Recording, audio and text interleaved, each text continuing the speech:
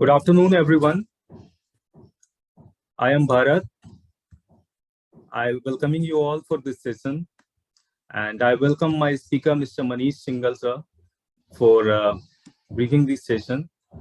Manish sir is an advisor and human resource developer with Launchpad Fintech Private Limited, and he is an expert in the financially advisory and analysis of portfolios, including taxation in all segments of the debt, equity, real estate of corporates, family trusts, PFs, and high net worth individuals.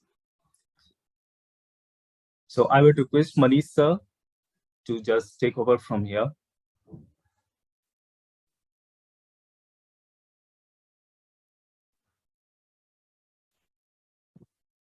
So you are muted. Good afternoon, everyone. Good afternoon. And I hope each and everyone is very well. And we will start this session both in English and Hindi, because some of the participants required ask for the English and some of the participants require ask for the Hindi session. So I will try to mix and match. मैं हिंदी में भी बोलूंगा, English में भी बोलूंगा. So if someone has some specific query, you can always write on the chat box, which we can take afterwards. या तो session के बाद में हम ले सकते हैं या सेशन के बीच में हम ले लेंगे. Further, if someone has specific queries, it can be handled individually even. मतलब we can take one-to-one session after this session or after 1 or 2 days as per the time which is available to you. You can request for that thing. So let's start this session. I'm just sharing the presentation.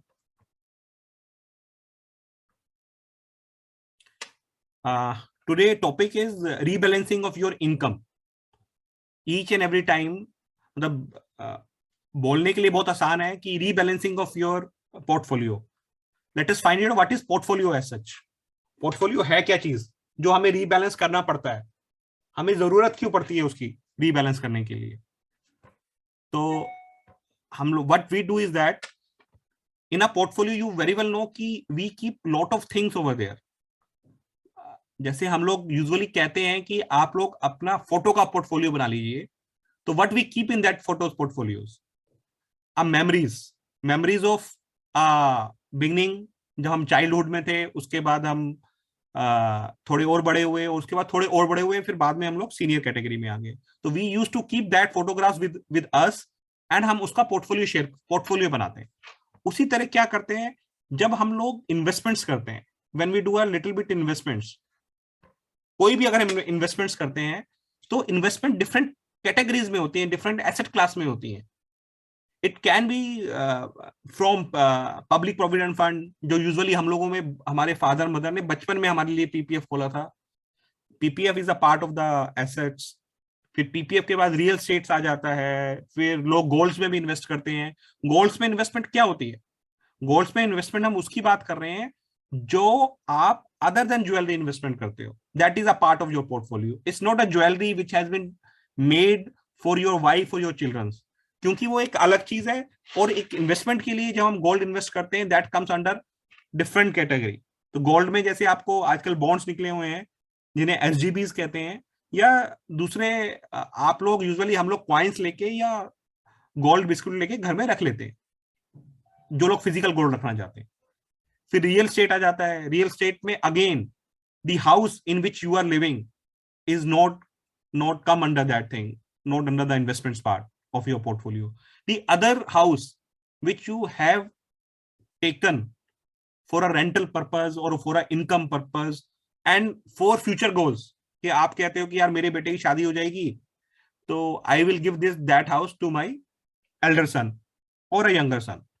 या कभी कभार होता है कि हम कोई land की property रख लेते हैं, खरीद के रख लेते हैं, एंड वी ऑलवेज थिंक कि यार in future whenever my daughter gets married I will sell this property and the marriage will taken place from this, the money I will receive from that assets. तो the real asset is, in case of real estate, the other than asset in which you are not living is comes under the portfolio category. Then comes to a post office schemes. मैंने it's already discussed with you. Post office में multiple schemes होती हैं. Usually the people invest lot of amount in monthly income plan. in post office or a savings account. Then comes to be fixed deposit. Again, fixed deposit, bank fixed deposits are there, which is usual. 90% of the people usually invest in the bank deposits. Why? We will discuss it later on.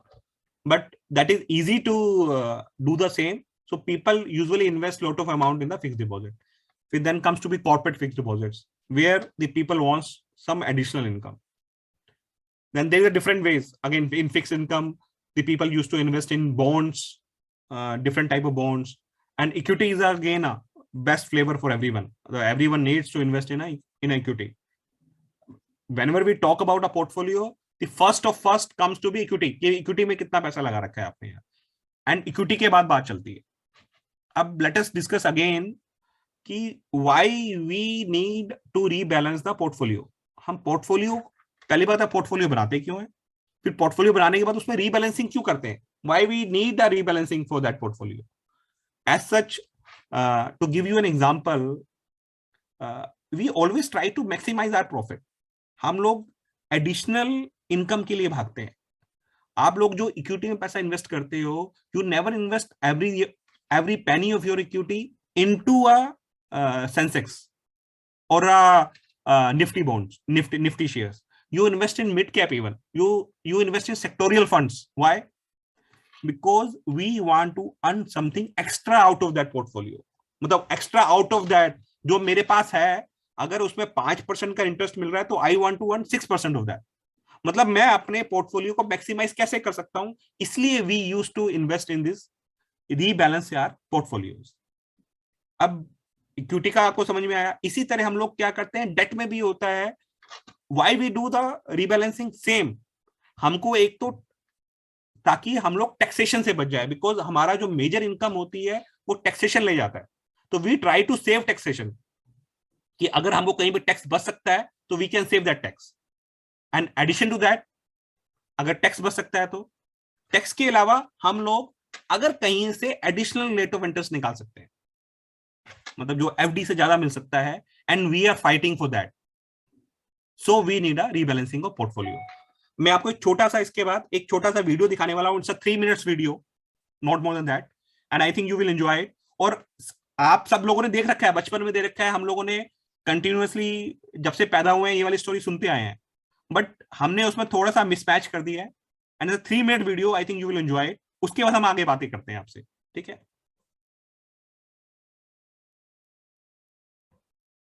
खरगोश और कछुआ. याद है ना तुम्हें, आज सोमवार है, 1 घंटे बाद ही दौड़ होनी है. याद है भाई, मेरी तो पूरी तैयारी है. दौड़ शुरू हुई. कछुआ तो बहुत पीछे है. थोड़ा आराम कर लूं. खरगोश को ठंडी हवा लगने से झपकी आ जाती है और कछुआ रेस जीत जाता है. इस बार तो धोखा हो गया. चलो एक बार और दौड़ते हैं और देखते हैं कि कौन जीतता है. चलो ठीक है, एक बार और दौड़ लिया जाए. चलो अब की बार शेर की गुफा तक दौड़ना है. दौड़ में इस बार खरगोश कोई गलती नहीं करता और रेस जीत जाता है. कछुआ खरगोश को नाचता देख, यह तो गड़बड़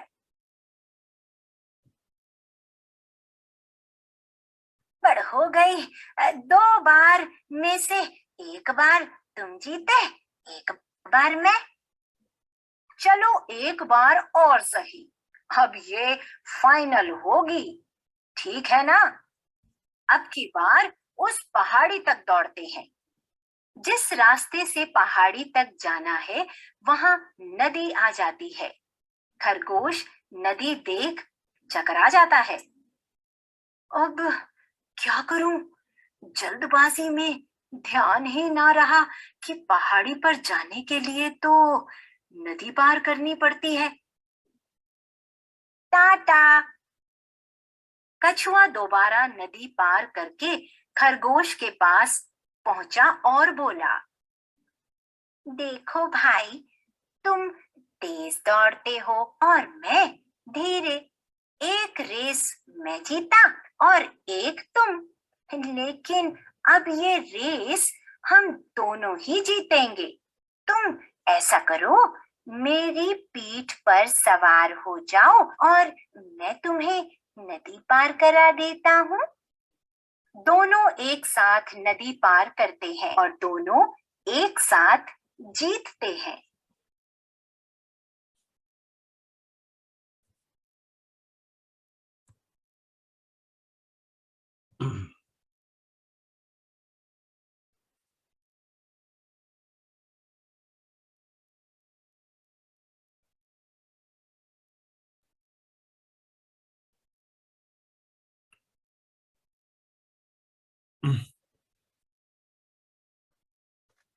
हेलो एवरीवन, आई थिंक आप लोगों ने यू हैव सीन दिस खरगोश एंड कछुआ story many time. What we have done is that हम लोगों ने उसमें लास्ट में थोड़ा सा चेंज कर दिया and you find it out कि देयर इज अ वन कछुए को हमने डेट बना दिया एंड खरगोश को हमने इक्विटी बना दिया. And by the end of the day जो कंक्लूजन निकला स्टोरी से कि if we have a mixture of both the things then we will win this game. We are neither खरगोश ही खाली अकेला जीता नहीं, ना ही कछुआ जीता. जब दोनों आपस में मिल गए then they win the battle. Both were the winners. तो what we have to do is now, हमें करना क्या है इसका. मतलब हमने देख लिया कि भैया हमें इक्विटी भी होनी चाहिए, डेट भी होनी चाहिए और दोनों के बीच में कुछ ना कुछ परमुटेशन कॉम्बिनेशन होना चाहिए. अब what is the permutation combination.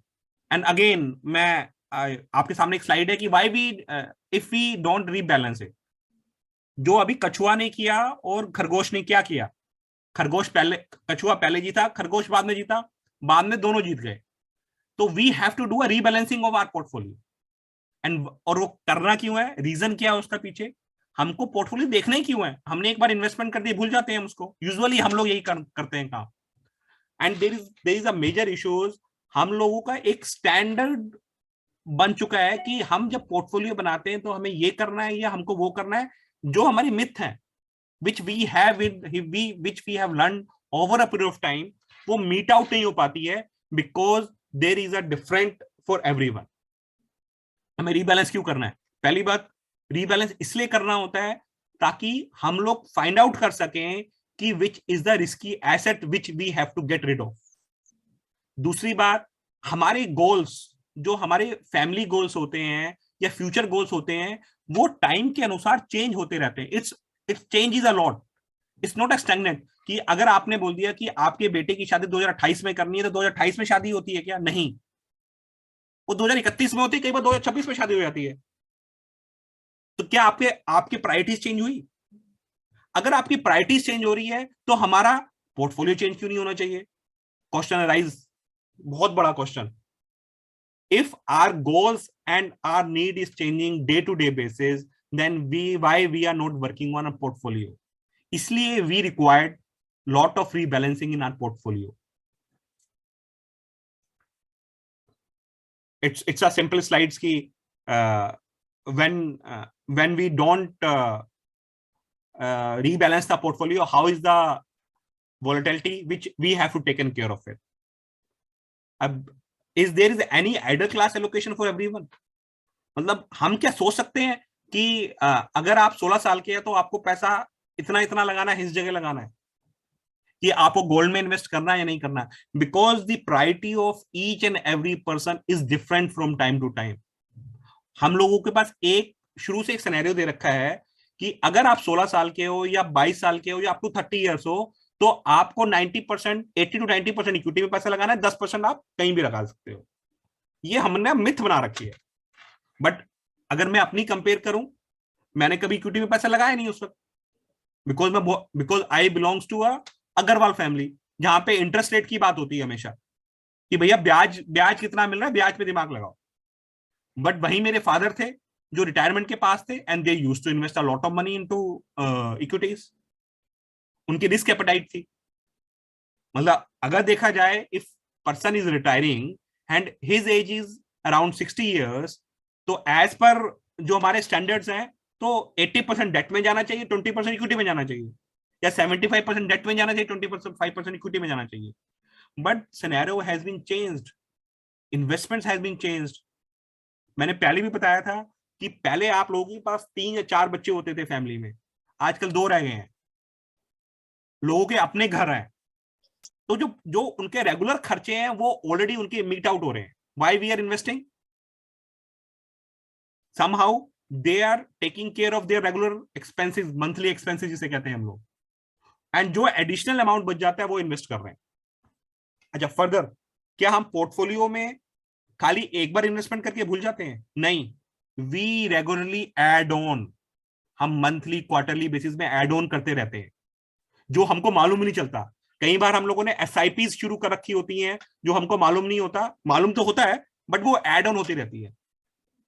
वो एड ऑन क्योंकि हमने वो डिसीजन आज से 4 साल पहले लिया था या 5 साल पहले लिया था, वो कंटिन्यू होता है. कई बार क्या होता है कि हम, अच्छा दूसरी बात है, हम पैसा इन्वेस्ट कब करते हैं? जब हमारे पास सरप्लस होता है. सरप्लस कब होता है? जब वो हमारे बैंक अकाउंट में रिफ्लेक्ट कर रहा होता है. और रिफ्लेक्ट क्या कर रहा होता है? क्या जब हम कोई चीज बेचते हैं जब भी रिफ्लेक्ट कर रहा होता है? नहीं. When you are getting some salaries, कुछ बोनसेस आ रहे हैं, वो आपके बैंक बैलेंस में शो कर रहा होता है. और जब वो एक बैंक बैलेंस मिनिमम अमाउंट से थोड़ा ऊपर हो जाता है, then we think of investing this amount into different categories. This is, अब आ गया यही जो भी मैं बात कर रहा था कि हर एक लाइफस्टाइल में हर एक का रिस्क रिटर्न प्रोफाइल अलग अलग है, बिल्कुल डिफरेंट रहता है. उस केस में हम क्या करें? What we have to do? हमें करना क्या चाहिए? हमें कुछ नहीं करना चाहिए. जिसका जो रिस्क प्रोफाइल है उसके हिसाब से ही has to think a lot. और दूसरी बात है, हम लोग जो इन्वेस्टमेंट करके भूल जाते हैं, हमको उसको कहीं ना कहीं एक्सेल के अंदर या कहीं एक कागज पे we have to write it down कि मैंने 1 साल में इतना पैसा यहां इन्वेस्ट किया था, उसके बाद इतना इन्वेस्ट किया, प्रॉपर्टी में कितना किया, PPF में कितना किया, NP. अच्छा, दूसरी बात है, वाई पीपल आज की डेट में अगर आप देखोगे जो सैलरीड क्लास पीपल हैं वो तो मार्च में जाके टैक्स सेविंग के लिए पैसा लगाते हैं. If the people are more sensitive towards the taxation part to save 1 or 2% extra, कुछ तो लॉजिक है.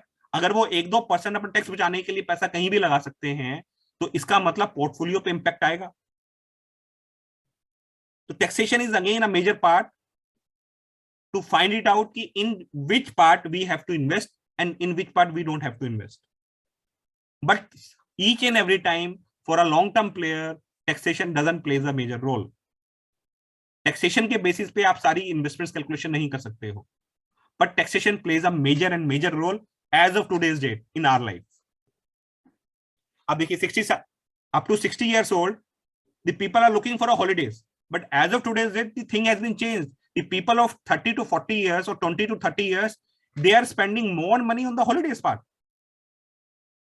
60 years के बाद तो हमारी टांगे काम नहीं कर रही होती हैं, हम लोग डॉक्टर के या हॉस्पिटल के चक्कर काट रहे होते हैं. We are not even find it out कि हम लोग जो प्लान कर रहे थे, यूजुअली जैसे मेरे फादर थे, ही प्लान्ड अ लॉट कि that after retirement he will visit 10 to 12 things. उन्होंने अपने वो फोकस में रखा हुआ था. मालूम चला कि जब पापा रिटायर हुए तो मम्मी के घुटनों का ऑपरेशन हुआ, mummy is not able to move around, तो उन्होंने सारे सपने खत्म हो गए. But as of today's date at the age of 40 I have मुझे ट्रैवलिंग का काफी शौक है, and I use to cover almost each and every place within India. हर साल में कम से कम 2 या 3 ट्रिप बाहर के मारता हूं. अगर मैं अपने पेरेंट्स या फैमिली के साथ नहीं जाता तो मैं अकेले करता हूं. The priority has been changed a lot. इसलिए आपको जो पोर्टफोलियो है which we have to taken care of it. Again वही बैलेंस पोर्टफोलियो की मैं बात कर रहा हूं जो हम बार बार बात कर रहे हैं कि पोर्टफोलियो कहां होना चाहिए. अगेन मैं ये बात कर रहा हूं कि इसका मतलब ये नहीं है कि if somebody is interested in art या कोई गोल्ड में इंटरेस्टेड है तो उसको गोल्ड में पैसा लगाना है. नहीं, हो सकता है कि आप में से कोई ऐसे लोग हों जो गोल्ड के बारे में इंटरेस्टेड ही ना हो, they don't want to invest in gold, so that cannot be a part of your portfolio because आपको गोल्ड समझ में नहीं आ रहा है या आप गोल्ड को समझना नहीं चाहते हो. But in case of a portfolio we used, हमारे पास 7-8 चीजें हैं जिसमें हम पैसा लगा सकते हैं. Mutual fund is there, alternative investments is there, PPF is there, provident fund is there, term deposit is there, bonds and debenture is there, equity is there. We have to choose anything from out of these guys only. These assets, club assets. अब उस assets में से कौन सी हमको suit करती है, कौन क्या करेगा, उसका डिपेंड बाद में मालूम चलता है. Let's see what is a investment portfolio, balanced investment portfolio. Balanced investment portfolio वही होता है जो आपकी आपके नीड को सही टाइम पे विदाउट लॉस कैटर कर सके.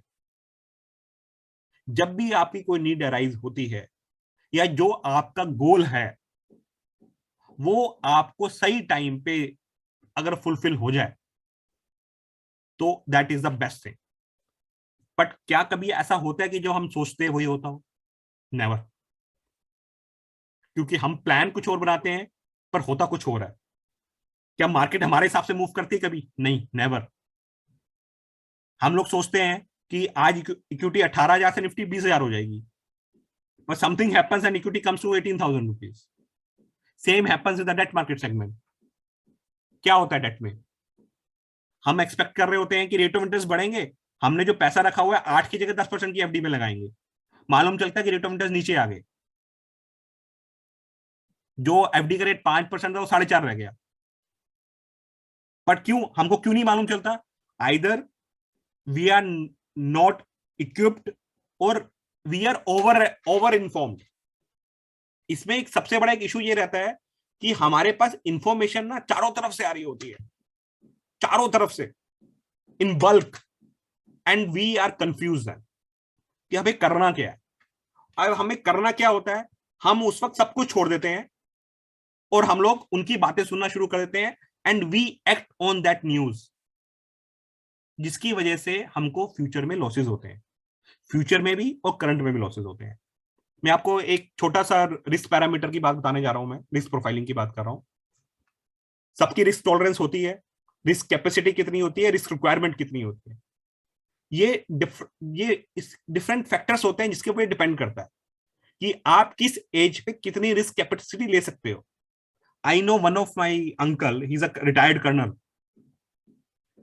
and he has enough money. He has, because both the kids have been settled in US, and he got some PF money, and he has been a consultant to different companies. So he has a surplus of 3 to 4 CR. Now what he has done is that he kept 2 CR into some bonds, in AAA bonds, of course, and some RBI bonds, and he's earning around, on an average, 80 to 1 lakh rupees per month. Further, he's playing with that 2 CR like anything. He's taking a risk on that 2 CR capital because his focus is crystal clear. That age of 70 plus, he wants something action into his life, and he need a regular flow. And now he is not dependent on any of his child even. And even he is helping them out. So there is again risk capacity, risk requirement, and risk tolerance is a different for each and every person, and it's changed from time to time. हो सकता है कि आप जब 20 साल के हो आपकी रिस्क कैपेसिटी ज्यादा हो, जब आप 30 साल के हो जाओ तो आपकी रिस्क कैपेसिटी चेंज हो जाएगी, बिकॉज आप मैरिड हो जाते हो, आपके बच्चे हो जाते हैं. You want a stable thing. आपको मालूम, पहले लोग सारे के सारे लोग गवर्नमेंट नौकरी के लिए पीछे भागते थे. क्यों? क्योंकि गवर्नमेंट में, और मुझे भी अब अच्छे से याद है जब मेरी शादी, मतलब मेरी जब शादी होने वाली थी तो मेरे जो इन-लॉज थे वो कहते हैं अगर लड़का यार गवर्नमेंट नौकरी में होता तो अच्छा होता, कि वहां पे स्टेबिलिटी होती है और तनख्वाह भी बढ़ती रहती है. प्राइवेट नौकरी का कोई हिसाब नहीं मालूम है कि कब निकलेगा कब चला जाएगा. मतलब इट वाज, ये एक बेसिक सा फंडा है वो जो रेगुलर रहता है. But thing has been changed over 5 years. जो आईटी के अंदर लोग गए थे उनकी सैलरीज देखिए वो कहां से कहां पहुंच गए. तो ये प्रायोरिटी हमारी चेंज होती है. अब इस प्रायोरिटीज को चेंज होने के लिए हमें करना क्या है, हमें मतलब what is the next time what we have to do. मैं आपको एक एग्जांपल दे रहा हूं. आप ये मान सकते हो मैं ही एक इन्वेस्टर था. मैंने 2019 में कुछ पैसा इन्वेस्ट किया. I have invested in all the things जो मेरे मल्टीपल थे. पीपीएफ में भी लगाया, रियल एस्टेट में भी लगाया, बॉन्ड्स में भी पैसा लगाया, इक्विटी में भी लगाया, गोल्ड में भी लगाया, and I have invested around 40 lakhs. अब 2019 में 40 lakhs लगाए थे, 2020 के अंदर 48 lakhs हो गए. आई वॉज वेरी हैप्पी क्योंकि मेरे 20 लाख रुपए बढ़ चुके थे. बट क्या हुआ कि 2021 में आते आते वो 45 lakhs के रह गए. बट ये मुझे मालूम कब चला कि ये मेरे 40 थे, 40 के 48 हो गए, 45 के हो गए? बिकॉज मैं उनको क्वार्टरली फॉलो कर रहा था. मैं क्वार्टरली फॉलो कर रहा था कि जो मैंने इन्वेस्टमेंट करी है वो 40 lakhs की, वो क्वार्टर में क्या कर रहे हैं. और मैंने क्वार्टर के बाद उसको मैंने बाई ईयरली कर लिया. 6 months में, मैं 6 months में उसको सिर्फ देख रहा था कि how they are performing it. मैंने कोई चेंज नहीं किया. हाँ, और जो कोई एडिशनल मैं इनकम, एडिशनल इन्वेस्टमेंट जो कर रहा था, मैं उसके लिए दूसरा पोर्टफोलियो शिफ्ट कर लिया. दूसरा पोर्टफोलियो मतलब it has been made in a different category. But ये मेरा पहले पोर्टफोलियो 1 हो गया, वो पोर्टफोलियो 2 हो गया, ताकि मैं ये चेक कर सकूं कि मेरे पोर्टफोलियो 1 में रिटर्न कितनी आई है. अब आप ये देखिए, मैंने इस पोर्टफोलियो को हाथ नहीं लगाया. जो मेरा पहले 40 लाख का था वो 48 लाख का हो गया. 2020 में मैं बहुत खुश था. आई वॉज वेरी हैप्पी कि नाउ माई पोर्टफोलियो 48 lakhs. पर जब मैंने क्लोजिंग में 2021 की क्लोजिंग में, जब मैंने मार्च में क्लोजिंग हो रही थी, मैंने उसका पोर्टफोलियो चेक किया, then I get to know कि इसका तो मेरा टोटल पोर्टफोलियो 45 lakhs हो गया. मतलब जो 48 था 45 रह गया.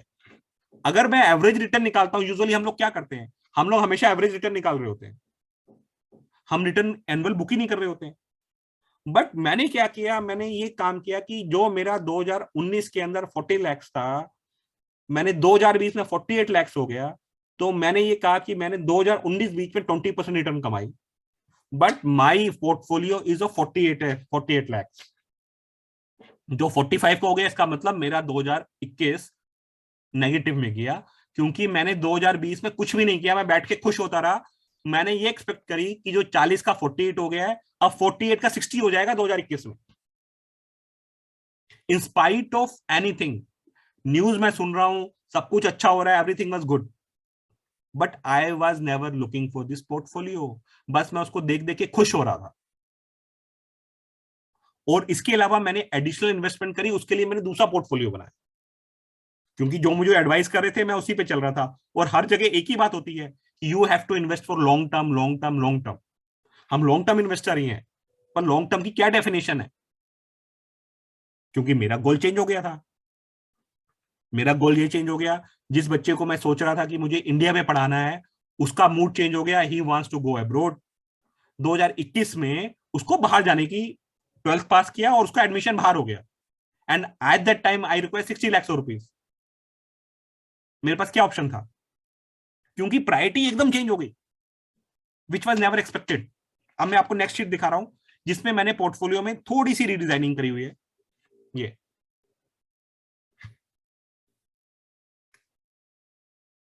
This is rebalance portfolio. 2019 में सेम पोर्टफोलियो था जो हमने 40 lakhs का शुरू किया था. मैं उसको 2020 में कंटिन्यू रहा, जो 48 lakhs का हो गया. बट जब 48 lakhs का हो गया, तो मैंने उसको रीबैलेंसिंग करी कि मुझे लगा कि इक्विटी काफी पीक में है, थोड़ा पैसा यहां से निकाल लेना चाहिए. रियल स्टेट में there was no income at all, क्योंकि कोविड टाइम चल रहा था, रेंटल्स खत्म हो चुके थे, वहां से इनकम आनी बंद हो गई थी. और आजकल क्या होता है कि जब आप रियल स्टेट पे इन्वेस्टमेंट करते हो, तो रियल स्टेट में देखा जाए तो you are investing on the flats. Flats में क्या होता है, मेंटेनेंस अमाउंट होता है. तो आप लोग सोचते हो कि रेंटल इनकम आएगी, रेंटल इनकम आ नहीं रही होती है. We are paying the regular maintenance to the societies. हम देखा जाए तो एक किराए का मकान हमने और रख लिया होता है अपने पास, क्योंकि आजकल 4 रुपए स्क्वायर फीट, 3.5 रुपए स्क्वायर फीट का रेट है. तो we are paying that maintenance amount to the societies. Again that is expense. ठीक है. अब मैंने क्या किया, what we have done in 2021, we have done a rebalancing. मैंने थोड़ा प्रॉफिट बुक करके उसको डेट में शिफ्ट कर दिया. किसी को एफडी कोई मैच्योर हो रही थी, उसको हमने शिफ्ट कर दिया. तो जब 2021 में हमने चेक किया, तो वो मेरा पोर्टफोलियो 48 की जगह 52 था. Not a 20% return. मेरे को जैसे पहले 20% रिटर्न आई थी एक साल में, उतनी नहीं आई, बट रीबैलेंसिंग करने के बाद वो 52 lakhs हो गया. Better than the rebalance portfolio. मैंने कुछ एक्स्ट्रा कमाया. अगर मैं कंपेयर करता हूं 45 लाख और 52 लाख के अंदर, तो I have earn 15% return, that is good enough. इसलिए कहते हैं कि अपने पोर्टफोलियो को we have to check on regular basis, on quarterly basis. Further,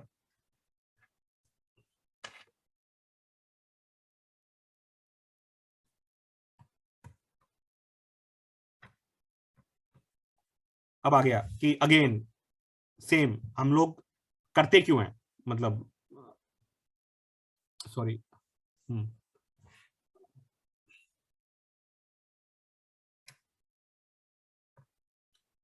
fix income पे एक्चुअली में इन सब के पीछे क्या फिक्स इनकम का क्या इफेक्ट आ रहा है अल्टीमेटली।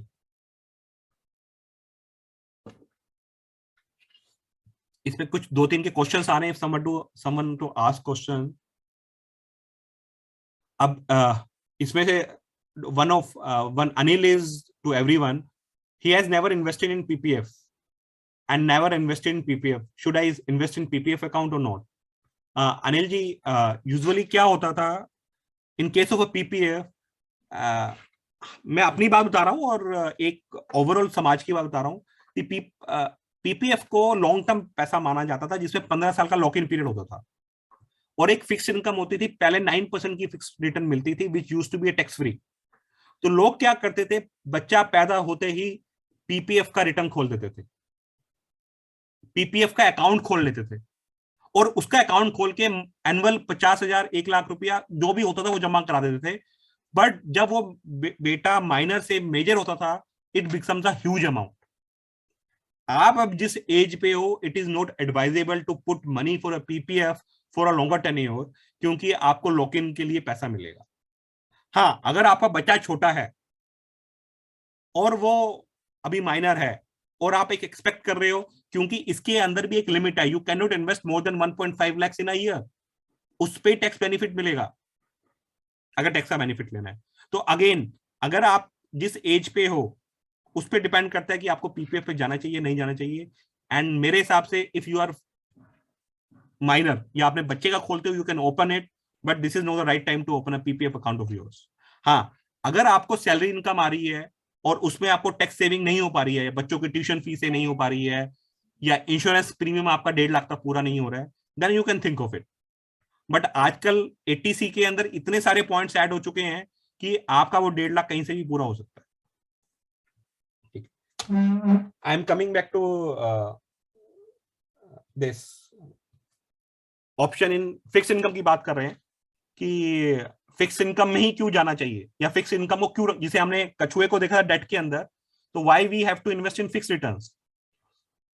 सर, कम से कम हमको ये मालूम होता है by the end of the day कि अगर मैंने 10 लाख रुपए लगाए हैं तो साल के मेरे 10 लाख के 11 लाख रुपए हो जाएंगे, which is not there in equity and other products. Real estate में बिल्कुल नहीं मालूम होता। रियल स्टेट में क्या है, आपको मालूम है, कई बार आप इन्वेस्ट करते हो, 10 साल तक वो प्रॉपर्टी डाउनग्रेड ही हो जाती है, बल्कि वहीं की वहीं पड़ी। आपने अगर 25 लाख की इन्वेस्टमेंट करी है तो 25 की 25 लाख की है। यू नेवर नो कि जिस दिन आप बेचोगे उससे अगले साल वो 25 की 40 लाख की हो जाए। तो it is not advisable always कि again you have to maintain a portfolio, कि पोर्टफोलियो मुझे रियल एस्टेट कहां पे रखना है, क्या नहीं रखना है। ठीक है, अब आ गया ऑप्शन इन फिक्स इनकम।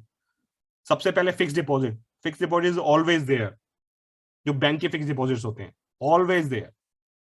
आपको आंख बंद करके कुछ नहीं करना होता है, वहां पे क्लिक करा, 1 साल 2 साल 3 साल पैसा आपने इन्वेस्ट कर दिया। बॉन्ड्स में सेम, बॉन्ड्स में यू हैव टू थोड़ा सा दिमाग लगाना जरूरी होता है कि वहां पे मुझे क्या लेना है, मेरी प्रायोरिटी क्या है, मेरा गोल क्या है। वो आपको बॉन्ड्स और डिबेंचर में या तो आपको एडवाइजर चाहिए, या आपको एडवाइजर भी नहीं चाहिए तो आपके गोल्स क्लियर होने चाहिए। और मैं आपको एक चीज और बताना चाह रहा हूं, हम लोग पोर्टफोलियो अपना रीचेक कब करते हैं, आप बताएगा आप में से कोई, if somebody wants to tell, कि हम बॉन्ड्स, हम अपना पोर्टफोलियो चेक कब करते हैं? हम चेक सिर्फ 2 बार करते हैं। या तो हमें री इन्वेस्टमेंट आते हैं, री इन्वेस्टमेंट मतलब कोई मेरी एफडी मैच्योर होगी और मुझे पैसा इन्वेस्ट करना है, या कोई मैंने शेयर बेच दिया वो तो मुझे दोबारा इन्वेस्ट करना है, तब तो मैं ज्यादा पोर्टफोलियो चेक करता हूं। या उसके अलावा भी कभी पोर्टफोलियो चेक करता हूं या पोर्टफोलियो बनाता हूं अपना। जब मेरे को पैसे की अर्जेंट रिक्वायरमेंट आ जाती है तब मैं पोर्टफोलियो चेक करता हूं और तब मैं सोचता हूं कि इसमें से क्या लिक्विडेट कर लूं। तो एक एडेड एडवांटेज ये है in case of bonds and debentures कि we can always make it happen. अगर आप चाहो तो आप अपना पैसा ऐसा इन्वेस्ट कर सकते हो कि वो रोटेशन में रहता है, हर 6 महीने के बाद आपको कुछ ना कुछ आता रहे। मतलब अगर आपने 50 लाख इन्वेस्ट करे तो आप पैसा ऐसा इन्वेस्ट कर सकते हो कि 25 लाख रुपए आपने इन्वेस्ट कर दिए 10 साल के लिए, 20, और बाकी पैसा आपने इन्वेस्ट कर दिया जो हर साल रोटेशन में आ रहा है। जब वो पैसा हर साल रोटेशन में आएगा तो क्या होगा, आप अपना पोर्टफोलियो चेक करोगे कि यार मेरा पोर्टफोलियो कितना था, कितने का हो गया, और मैंने पहले पैसा कहां लगाया था, अब कहां लगाना चाहिए। दूसरी बात, जब आपको रेगुलर इंटरेस्ट और रेगुलर मैच्योरिटी इनफ्लो आता रहता है तो वी यूज टू स्टडी। हम लोग 2 लोगों से पूछते हैं, हम लोग ब्रोकर को फोन करते हैं, हम बोलते हैं यार हमारे पास 20 लाख रुपए आ गए, उसे कहां इन्वेस्ट करें। अगर आपके पास ऑलरेडी आपका पोर्टफोलियो बना हुआ है तो आप पहले चेक कर सकते हो कि ये वाला पैसा मेरा क्यों आया है। रियल स्टेट बेच के आया है तो रियल स्टेट में जाएगा, या बॉन्ड्स बेच के आया है बॉन्ड्स में आएगा, या एफडी मैच्योर हुई है तो एफडी में जाएगा। और जब पैसा आपका रेगुलरली आ रहा होता है, इन अ कंटिन्यूअसली फ्लो में चलेगा, मतलब आप हो लॉन्ग टर्म प्लेयर, बट कुछ पैसे को आप जब रेगुलर फ्लो में रखते हो तो आप अपने पोर्टफोलियो के साथ टच में रहते हो, आप उसको देखते हो, और उसमें फिर आपको आइडियाज मिलता है कि नहीं, ये वाला पैसा मुझको 1 साल के लिए नहीं, अब मुझको ये वाला पैसा 5 साल के लिए लगाना है, क्योंकि 2 साल के बाद तो मुझे दूसरा वाला पैसा मिल जाएगा in case of emergency.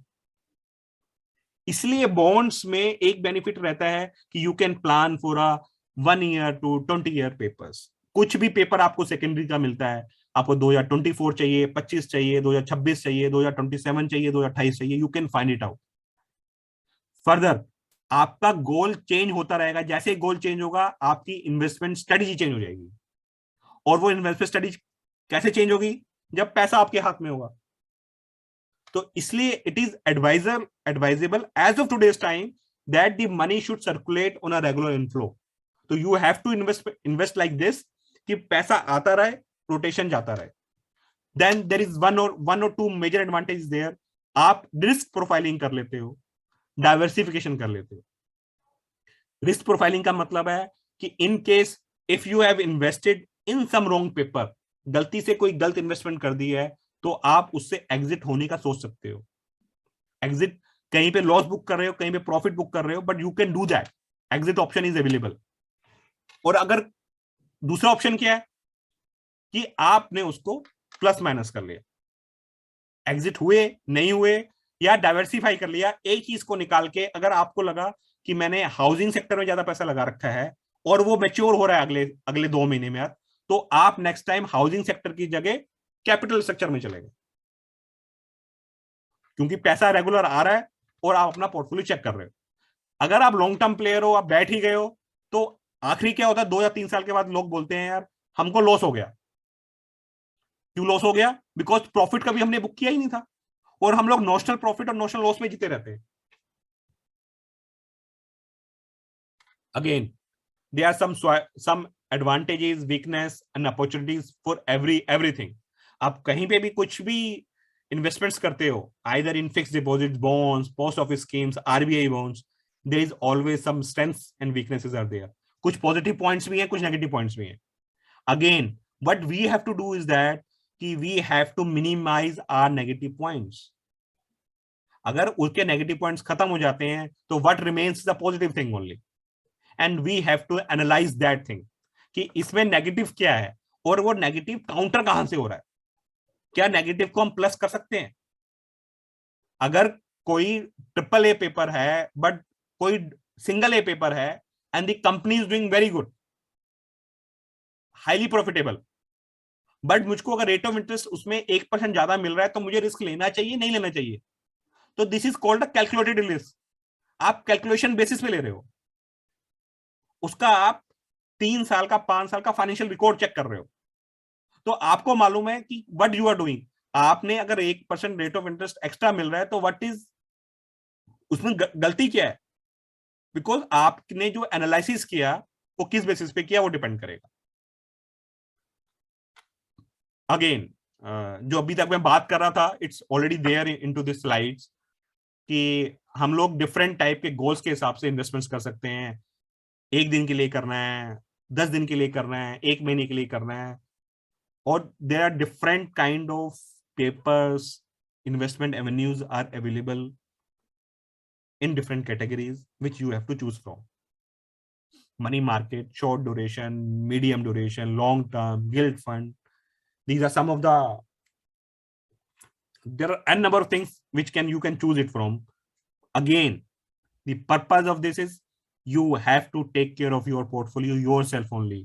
No one is going from outside and he will keep you suggesting, क्योंकि सबका व्यू अलग अलग होता है, कोई एक्सपर्ट नहीं होता है। I am not expert over here, क्योंकि जो मैं एडवाइस एक जने को दे रहा हूं, मैं दूसरे जने को नहीं दे सकता हूं, बिकॉज उसका क्राइटेरिया डिफरेंट है। और हो सकता है कि सेम एज के 2 फ्रेंड्स हो, पर दोनों की नीड्स अलग हो, दोनों का रिस्क प्रोफाइल अलग हो। तो क्या मेरी एक सिंगल एडवाइस सबको चलेगी? नहीं चलेगी। और यही दिस इज द यही सबसे बड़ी परेशानी का कारण है कि हम लोगों ने क्या करते हैं, हम लोग lot of information gather from the Google, YouTube, और उसको हम इंप्लीमेंट करने की कोशिश करते हैं अपने ऊपर, या हमें व्हाट्सएप पे रोज मैसेज आ रहे होते हैं, ये कर लो, वो कर लो, ये कर लो। क्या हमारी नीड है उसको? Is really we want to do it? और दूसरी बात क्या होती है, हम लोगों को ये नहीं मालूम रहता है, but we actually forget about this is, कि जो चीज इन्वेस्टमेंट आपने 1 महीने पहले करी थी वो किस पर्पज से करी थी, और आज आपको कोई उसके लिए नेगेटिव बोल रहा है, 1 महीने में ऐसा क्या हो गया कि वो नेगेटिव हो गया? तो या तो आपने जब डिसीजन लिया उसका ठीक डिसीजन नहीं लिया, या आप अपना गोल चेंज हो गए। यू हैव बीन, आप मार्केट के फ्लो के साथ बहना शुरू कर देते हो। हमको यही कर रहे हैं कि हमें मार्केट के फ्लो के साथ नहीं रहना है, या तो हम इन्वेस्टर है या ट्रेडर है। We have to segregate ourself. आप ट्रेडर हो या इन्वेस्टर हो, जिस दिन ये चीज क्लियर हो जाएगी ना आपको, मेरे हिसाब से you will never lose a single money into this investments. कहीं नहीं पैसा कमाने वाले हम लोग इन्वेस्टर के साथ साथ बीच में टाइम पास करने के लिए हम लोग ट्रेडर बन जाते हैं। और ट्रेडर क्यों बनते हैं? क्योंकि मेरे दोस्त ने HDFC ले लिया और HDFC में उसने 2000 रुपए कमा लिए। मुझसे गलती हो गई क्योंकि मेरे फ्रेंड ने ले लिया, काश उसने मुझे बता देता तो मैंने भी ले लिया होता। अगले दिन क्या किया उसने? पेटीएम का शेयर ले लिया। यार मेरे को पेटीएम के शेयर में इतनी कमाई हो गई। अब वो कमाई करके निकल गया, वो मुझको कब बता रहा है कि मैंने पेटीएम में प्रॉफिट बुक कर लिया? 2 दिन के बाद। हाय राम, उसने पेटीएम में प्रॉफिट बुक कर लिया, अब मेरी बारी है, मैं जाके पेटीएम खरीदता हूं, मैं लॉस बुक कर लेता हूं। दी इमोशंस को तो घर में रख के आने when we are into investments। Totally technical चीज है, फंडामेंटल्स है, फंडामेंटल स्टडीज करो और अपने पोर्टफोलियो को सेग्रीगेट करके रखो कि भैया डेट में है तो मैं डेट में अगर 40% लगा रहा हूं तो I have to maintain that 40% into bonds. अगर उसका इंटरेस्ट आ रहा है तो interest will not be treated as a income, उसको अलग कर दिया इंटरेस्ट को। अब आ गया अगेन इसी के अंदर डीप डिस्काउंट बॉन्ड्स भी बॉन्ड्स का ही पार्ट है। एफडीज में भी होता है, सबको मालूम है कम्युलेटिव होता है। कम्युलेटिव में क्या होता है कि आपको जो इंटरेस्ट होता है वो at the time of maturity मिलता है as compare to payable on a quarterly और half yearly basis. This is the difference in deep discount bonds. But deep discount bonds का एक फायदा ये रहता है, there is advantage is that कि you are getting a interest on the interest part. जो interest आपको मिलता है उस पर वही सेम रेट ऑफ इंटरेस्ट मिलता रहता है कंटिन्यूअस बेसिस पे, और आपको एक बल्क अमाउंट मिलता है, नजर आता है। मतलब यू फाइंड कि आपने 2 लाख रुपए लगाए थे एंड 8 साल के बाद आपको 4 लाख रुपए मिल गए। तो 4 लाख रुपए प्लान कर लेते हो आप, पर जो 2 लाख रुपए पे जो इंटरेस्ट आ रहा होता है वो प्लान नहीं कर पाते, वो खर्चे में निकल जाते हैं। मतलब पैसे बैंक में आए वो खर्चा हो गया।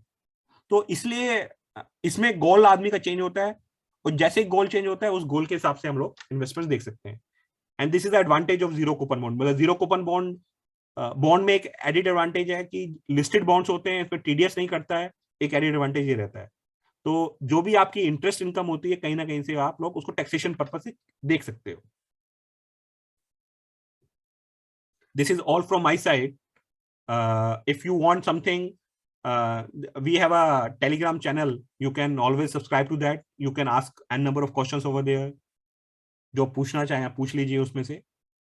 और if somebody needs a personal session for their investments, for their portfolio, you can always take a time from our RMs, and they can contact to us, and we can give you a 15 to 30 minutes time, or you have to send the portfolios, and we can analyze, and we can give you the advice what you can do. And I think we can take a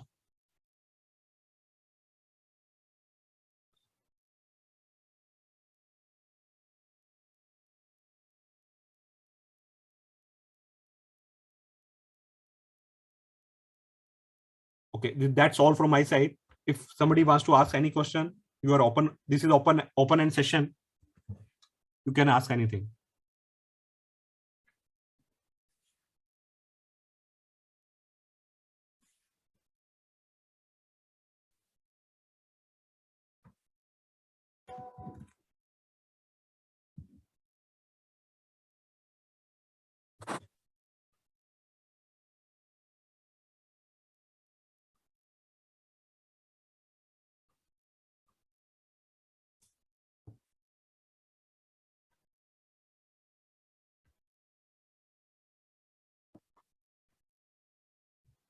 Hello, sir. Manish sir, Bharat Yeah. here. So there is a question from Raju, Okay. and the question is like AMC always holds sovereign or AAA bond, not even AA. Then why individuals should buy lower rating bonds like AA minus, AA Okay. stable? Okay. Um, the question actually, I will just repeat this question. The question is कि the mutual funds buys a AAA bond and a sovereign bond bonds as compared to a single A or A minus or A plus bonds. This is the question, right? If you just go through the different AMCs, AMC comes out with the schemes. They issue a scheme. In a scheme, they have to pass a resolution in which bonds they have to invest.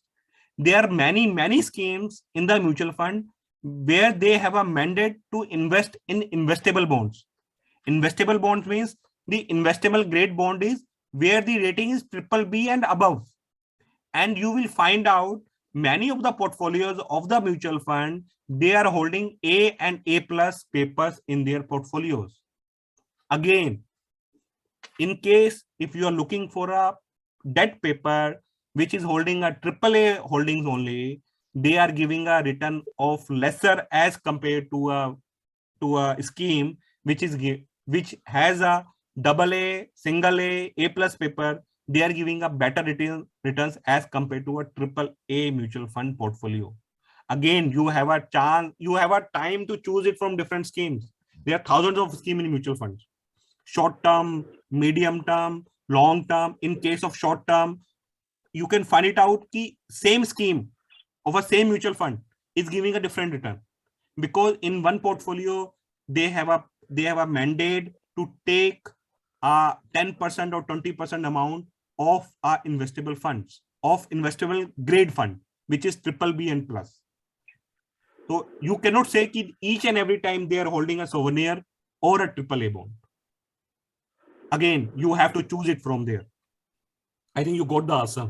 You got the answer.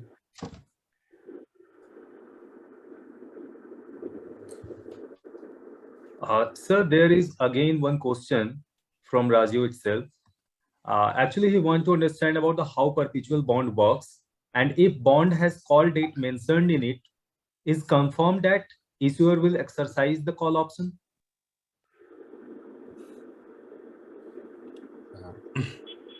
It's a very good question asked by Daniel. I'm just repeating it.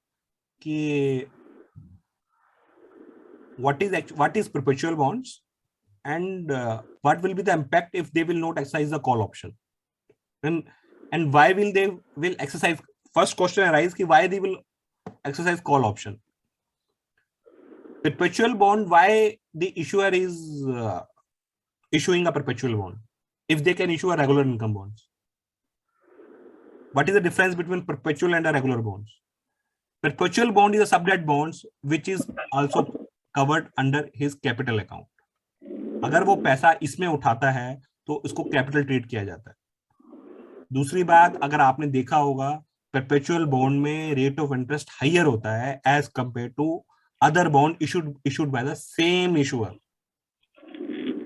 अब क्या होता है, अगर उसने मतलब एक average rate से ऊपर उसने अगर इशू किया हुआ है, इंटरेस्ट इशू किया हुआ है, and the company is running in a profit, तो why they will pay higher interest to the investor? उसे तो अपनी कॉस्टिंग कम करनी है। And always issuer always try to reduce his expenses on the interest income. उसके बाद option क्या है, अब अगर मार्केट में रेट ऑफ इंटरेस्ट 8% चल रहा है and he has issued a bond at 11% and call option is arising, what he will do is that he will return the money, he will exercise his call option and reissue the same paper at 9%, because market में rate of interest 8% है, वो 11% क्यों देगा? अब question arise ये होता है कि अगर उसने कॉल ऑप्शन एक्सरसाइज नहीं करी तो क्या होगा? Again if you just go through the terms and condition, they have specifically mention, काफी जगह मेंशन होता है कि अगर इशूअर कॉल मनी एक्सरसाइज नहीं करेगा तो उसको रेट ऑफ इंटरेस्ट 11 की जगह 2% बढ़ाना पड़ेगा। जो पीछे जो टाटा मोटर्स के और टाटा स्टील्स के केसेस थे, सब जगह सेम इश्यूज थे। In case if he is not able to exercise the call option, he has to pay a higher rate of interest. No issuer wants to pay a higher rate of interest. He will use his call option. Again, अगर call option exercise नहीं करी तो क्या होगा? Next क्या होगा? Next ये होगा कि you will be getting a higher rate of interest till 100 years. आप इसको रख सकते हो अपने पास as a long term investment. Market में after call, if there is a demand, if people are convinced with the issuer, they will buy this paper at a premium from you.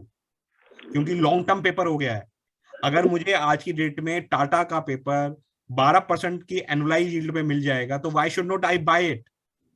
Because I want to keep it till maturity. मेरे बच्चों को भी वो 12% rate of interest आएगा, तो I will, and उसके ऊपर जो प्रीमियम होगा दैट विल बी अननेसेसरी, बहुत ज्यादा हाई होगा। बट ऐसा आज तक देखा नहीं गया है कि जहां पे परपेचुअल के अंदर कॉल एक्सरसाइज नहीं हो। हाँ, बट क्वेश्चन आपका वैलिड है कि ये कॉल ऑप्शन अगर वो मिस कर जाता है, अगर वो नहीं करता है तो फिर क्या होगा? फिर यही होगा कि we have to keep this paper, जब तक हमको चाहिए हम अपने पास रखेंगे, उस पर इंटरेस्ट लेंगे।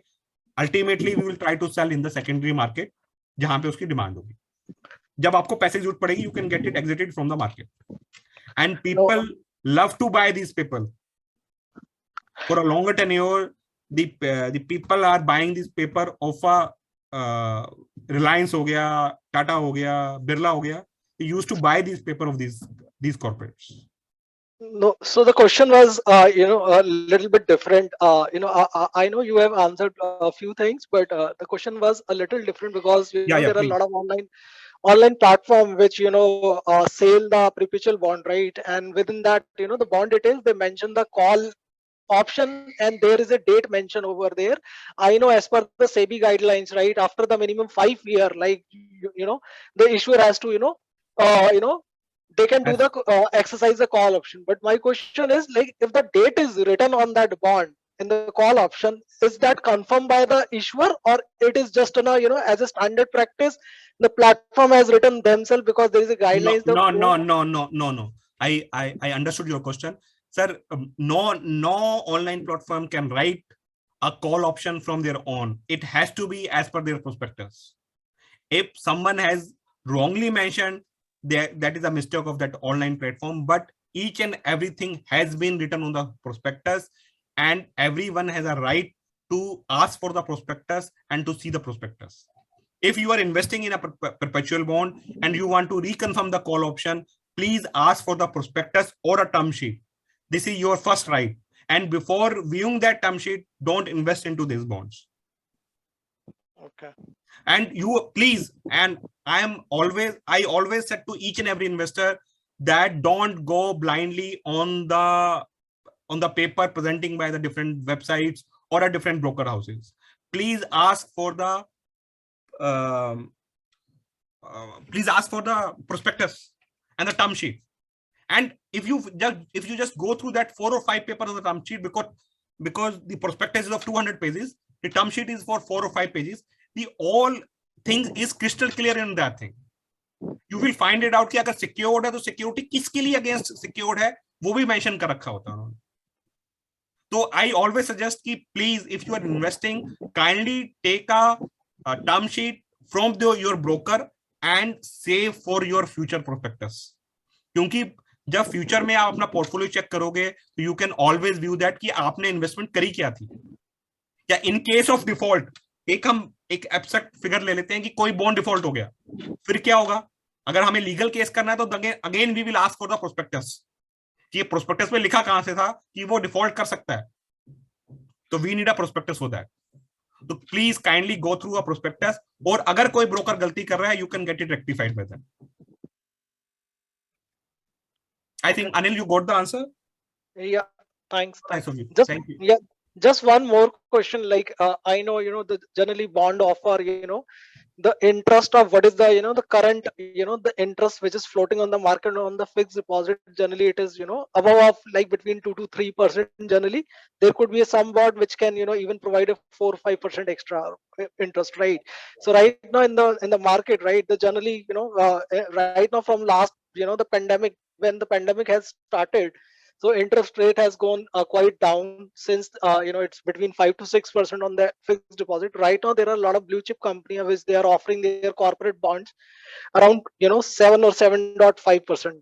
We should invest into that because and it's the duration is around 10 to minimum duration is around 10 years. So but we know that right after certain time the interest rate will be settled down again. Maybe the interest rate on the fixed deposit come back to the 7%, right? Then why we should invest on those blue chip corporate bonds if they're just offering the 7.5% interest with the 10 year of the duration?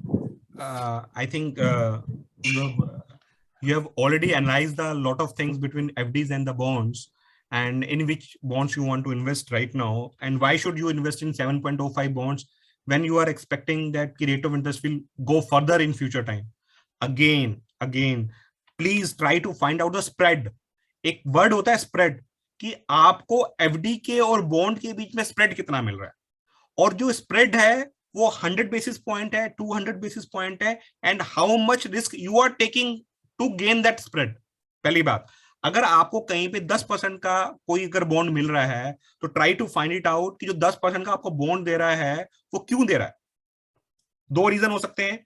या तो वो corporate, अगर corporate अच्छा है and he is full, तो वो secured नहीं, वो अनसिक्योर्ड सब डेट बॉन्ड इशू कर रहा है 10% पे.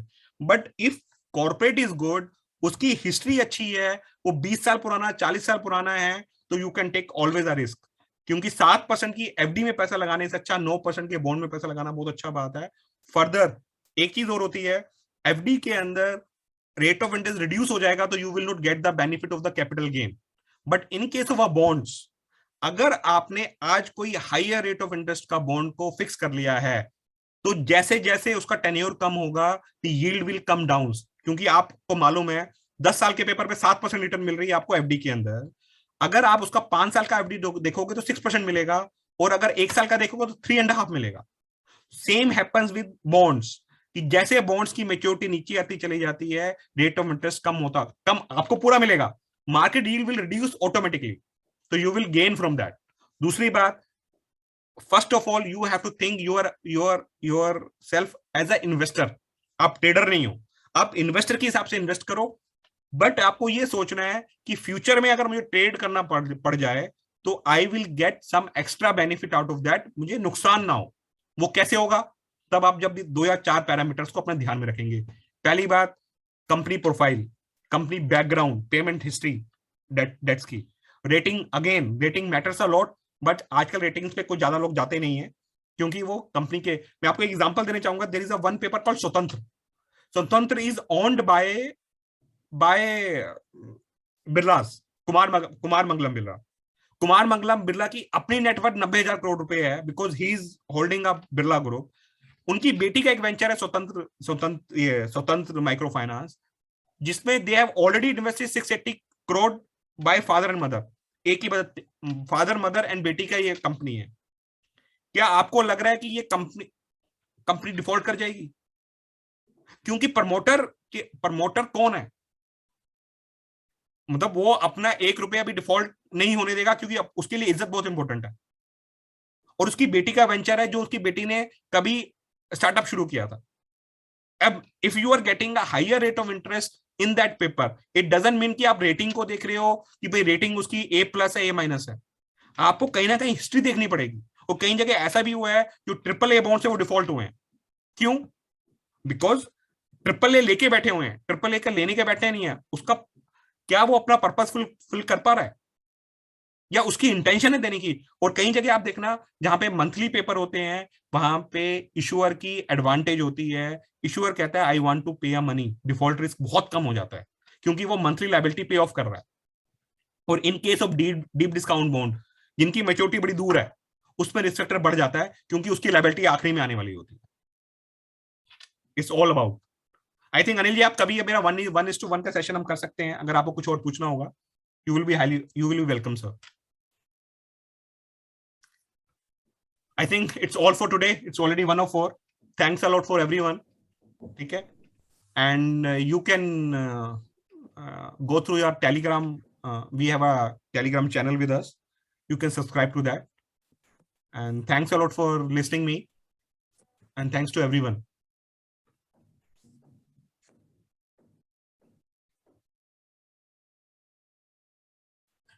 So thank you so much, Manish sir, for sharing your words of wisdom with us. I believe we all have a very extremely fruitful session, and it gave us a different perspective regarding the investment and balancing our portfolio as well. And I would also like to thank all the participants for taking out their valuable time and joining us. Thank you so much. Thank you once again to everyone. And thank you, Manish sir. Okay, bye.